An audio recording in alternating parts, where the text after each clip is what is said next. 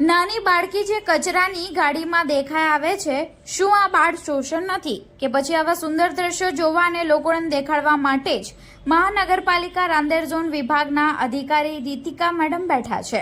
ઝોનના જવાબદાર અધિકારીઓની આંખ સામે આ બધું ચાલી રહ્યું છે, છતાં કોઈ પગલું ન લેવાયું। આ સ્થિતિ એ જ દર્શાવે છે કે અધિકારીઓ બેદરકાર છે કે પછી જાણી જોઈને પણ સાતગાંઠ કરી રહ્યા છે।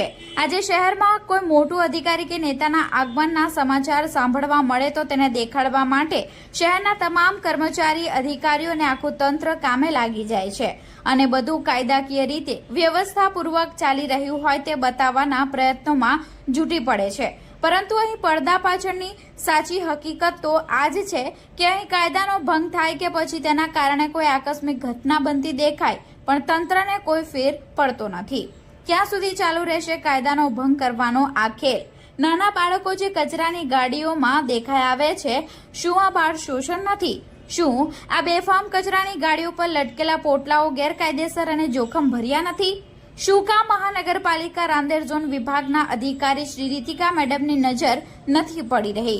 શું આ કચરો વીણવાવાળા મજૂરો અને તેમના બાળકો આરોગ્ય વિભાગના અધિકારીઓની નજરમાં કચરા સમાન જ છે? નાબાલિગ બાળકોને કામે લગાડનાર કોન્ટ્રાક્ટરને તરત સસ્પેન્ડ કરવામાં આવે, ઝોનના જવાબદાર અધિકારીઓ સામે પણ વિભાગીય કાર્યવાહી કરવામાં આવે, આ સમગ્ર પ્રકરણની ઉચ્ચ સ્તરીય તપાસ શરૂ કરવામાં આવે અને પરિણામ જાહેર કરવામાં આવે। ઉધના ઝોનમાં રાંદેર ઝોનમાં નાબાલિગ બાળકો પર કામ કરાવવામાં આવે છે અને વારંવાર જોવા મળે છે અને અધિકારીઓ આંખ પર પટ્ટી, કાન પર ઢાંકણ, રાંદેર ઝોનની ડોર ટુ ડોર ખાડીએ કચરો નહીં કાયદાનો મૃતદેહ દાબ્યો છે।